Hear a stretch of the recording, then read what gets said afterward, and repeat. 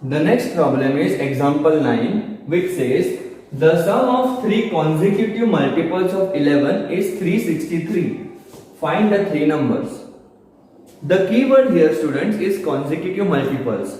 Let us understand what consecutive multiples means by an example. So you know the table of 11, 11, 22, 33, 44, 55, 66 and so on. Right. Consecutive multiples means multiples which come just before or after. So the consecutive multiple of 11 is 22. For 22 it's 11 and 33 both. Just coming next or before. That is consecutive. Right. And think about it. Between the consecutive multiples, what is the difference? It is 11, right? So after 11 you get 22. How much are you adding? 11. Add 11 you get 33. Add 11 you get 44. So consecutive multiples will always have the difference as 11. This is what you will be using to form the equation. Let us form the equation now.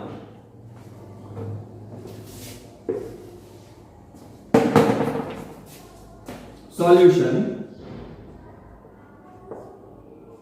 Let one of the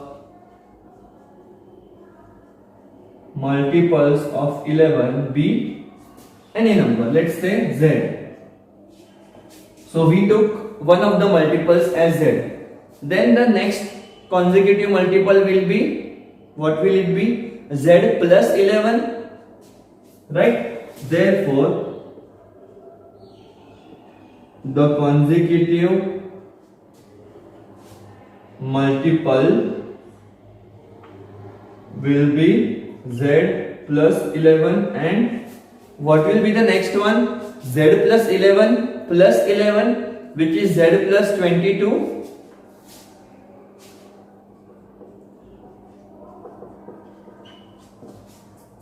Right? So if one of the multiples is z, the second multiple will be z plus 11 and the next multiple will be z plus 22, because it has been given consecutive multiples. If it was not given, we cannot do this. Because 11 is a multiple of 11, 110 is a multiple of 11, right? But they are not consecutive. One multiple is 11 into 1, the next is 11 into 10. There are a lot of other multiples in between them. So they are not consecutive. Because it is given to us that we have consecutive multiples, we can definitely represent them like this: z plus 11, z plus 22. The sum of these multiples is given as 363. Therefore, the needed equation is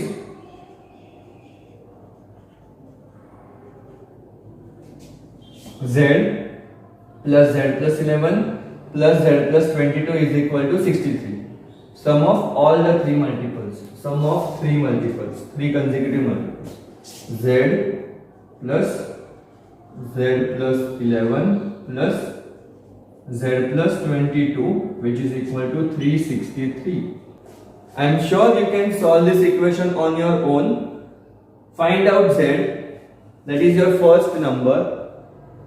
Add 11 to z, that is your second number. Add 22 to z, that is your third number. Once you find out these three numbers, add all the three numbers. If you get 363, your answer is correct. From this point onward, I will help you in making the equation. After the equation is made, I am confident that you can solve on your own. And that is a better practice than just copying pasting what I am writing on the board. Next we have is example 10. The difference between two whole numbers is 66. The numbers are in the ratio 2:5. Find the numbers.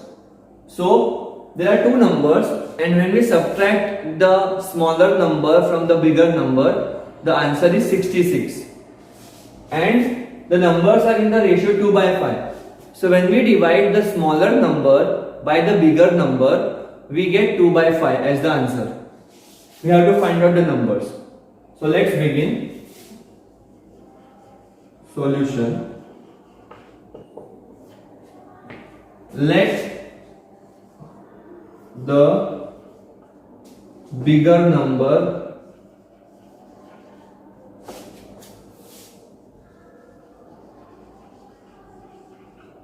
be y.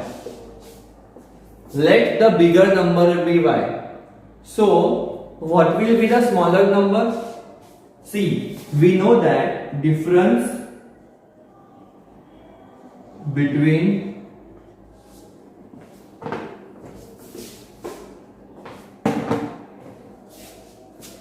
the difference between the number is 66, right? So, if one number is y, what will be the second number? The difference is 66. So, y minus 66.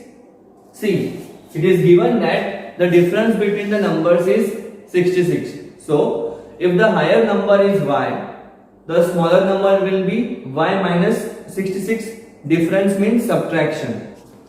Suppose I say difference between two numbers is 8. One of the numbers is 20.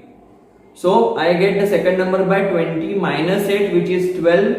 Similarly, if the bigger number is y, the smaller number will be y minus 66. Therefore, the smaller number is y minus 66. Now the ratio is given 2:5. So 2 is small, 5 is big, between 2 and 5. So the ratio is smaller number upon bigger number. Now the ratio of smaller number to bigger number is given as 2:5. Therefore, what is the smaller number? Y minus 66. Y minus 66 upon y is 2/5. So we just understood how to form this equation. See, smaller number upon bigger number because the ratio is small upon big. If we have the reverse ratio 5/2, which means bigger upon small, our equation will be opposite. Y divided by y minus 66 equal to 5/2, and you will get the same answer. Okay, but read the questions carefully and then form the equation. I am sure after this you can solve it on your own. Find the value of y, that will be your first number, which is the bigger number. Subtract 66 from the value, you will get the smaller number. And if you divide the smaller number by the bigger number, you will get 2/5 as the answer. That is how you can ensure that your answer is correct. Right? So this is also we have completed. Let's move ahead.